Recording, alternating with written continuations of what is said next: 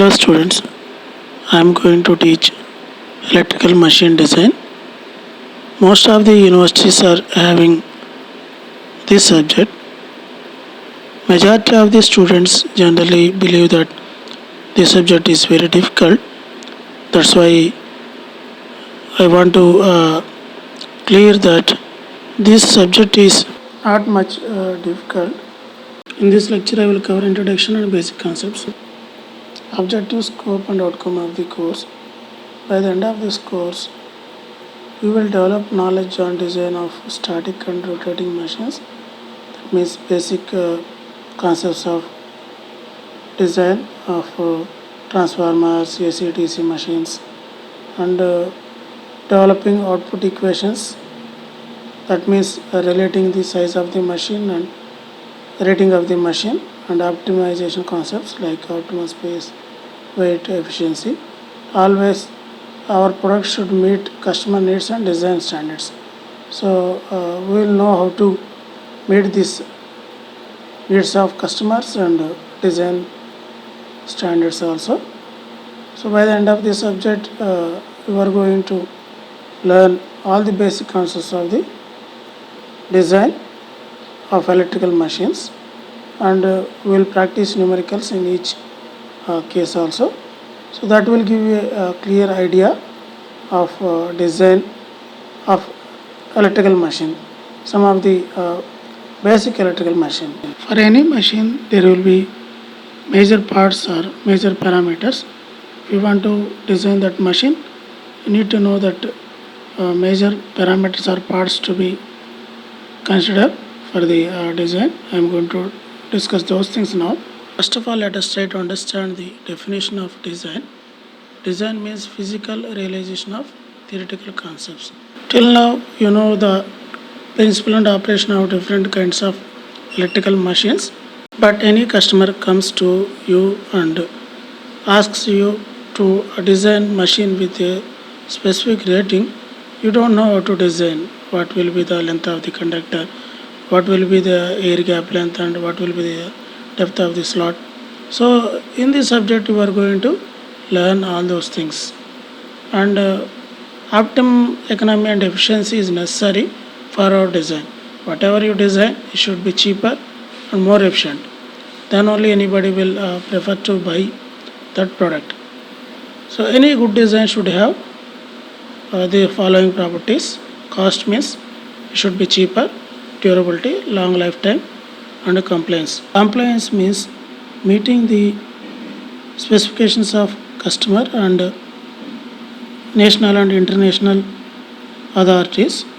In most of the situations, it becomes difficult to design a machine which meets all the performance indices and also satisfies the cost and durability criteria.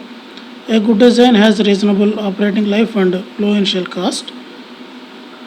Induction motors are designed with low initial cost, whereas transformers and large synchronous machines are designed with reliability and durability without considering initial cost. Sometimes there will be a compromise between the quality and cost. If you want to achieve high quality, cost will go up. If you want to design a machine with low cost, then the quality also comes down. So sometimes there will be a compromise between these two things. If any customer goes to market, generally they say these things only. Cost means whether the cost of the machine is within his range or not. Durability means lifetime, how many years or how much time it is going to work. Compliance means, so there are some specific needs to the customers. Is available space, is weather condition, and compliance with organizations like ISO and Central Electricity Regulation Commission, like that. So our design should satisfy all these requirements. Then only we can say our design is a good design. Discuss major factors which are to be considered for the design of any electrical machine. So any electrical machine mainly consists of magnetic circuit, the flux path, and electric circuit, that means windings, and insulation, we can say dielectric circuit, and the next cooling system, we can say thermal circuit, and mechanical parts.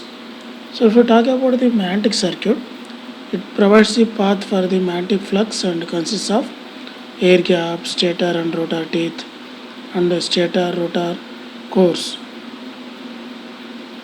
So this magnetic circuit should establish required amount of flux using minimum MMF, magnetic motive force. The core losses should be less. Then coming to electric circuit, it consists of stator and rotor windings. So it should ensure required EMF, electromotive force, is induced with no complexity in winding arrangement. The copper losses should be less. If the magnetic and copper losses are less, the efficiency will increase. Next, coming to insulation, the electric circuit consists of insulation required to insulate one conductor from another conductor and also winding from the core. So it should ensure trouble-free separation of machine parts operating at different potential and confine the current in the prescribed path. Next, coming to the cooling system or ventilation, or you can say thermal circuit. Thermal circuit is concerned with the mode and medium of dissipation of heat produced inside the machine on the account of losses. So this system should ensure that the machine operates at specified temperature. Excess heat should be dissipated. Next, machine parts should be robust. So, and these machine parts generally they consist of like frame, bearing, shaft. So the parts should be very robust. In a rough and tough way, they should be used to minimum friction losses like that. So these parts should be robust.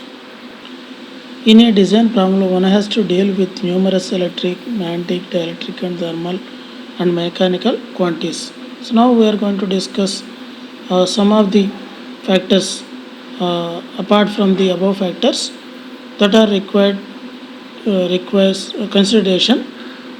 So one is the limitation in design like saturation, current density, insulation, temperature rise, etc. In the upcoming slides, we will discuss about saturation, current density, insulation and temperature rise, all these things in detail. So next, customer needs. So customer needs, every customer has specific needs based on his situation, based on his operating conditions. He may have some specifications, some needs.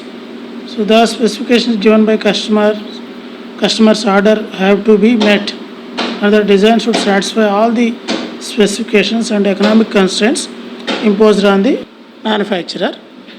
Next, coming to the national and international standards, manufacturer as well as the consumer cannot get away from these without satisfying these specifications.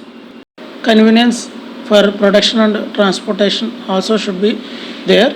Our design should accommodate maintenance and repairs, and we need to consider environmental conditions. Different customers may have different environmental conditions. We need to consider them also. So next we will discuss about the limitations in design like saturation. Saturation means if it goes on increasing the excitation current after certain point, the flux will not increase in the ferromagnetic material.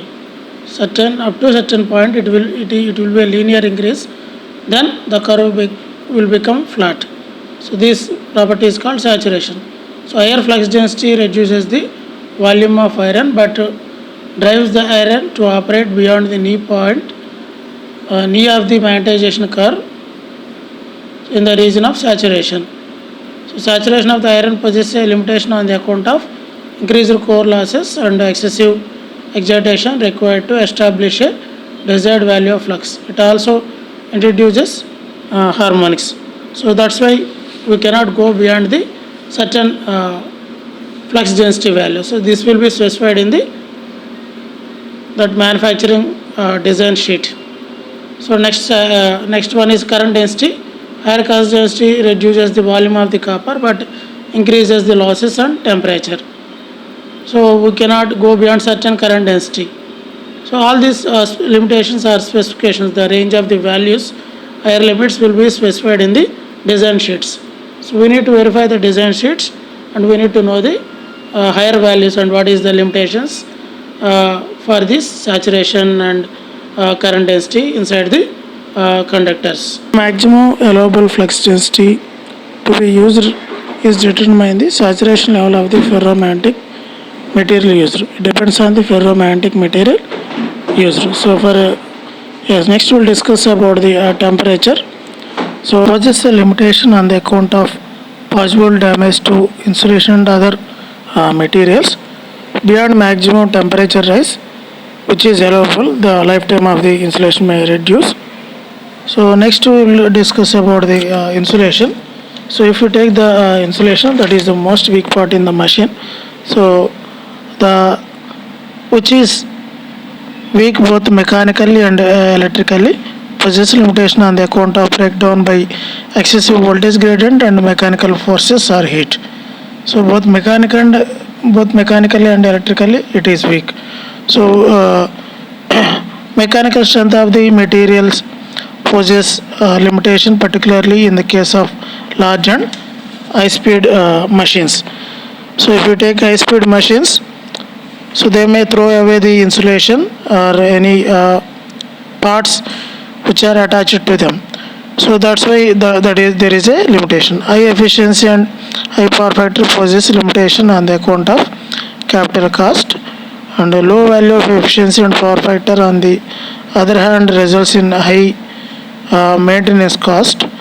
So next if you talk about the commutation, limitations are the commutation. Mechanical commutation in motors and generators leads to poor commutation. So the problem of commutation is important in the case of commutator machines, as commutation condition limits the maximum output. So it limits the maximum output. So we need to take these things into consideration. So we will continue the remaining things in the next class. Thank you. Bye bye.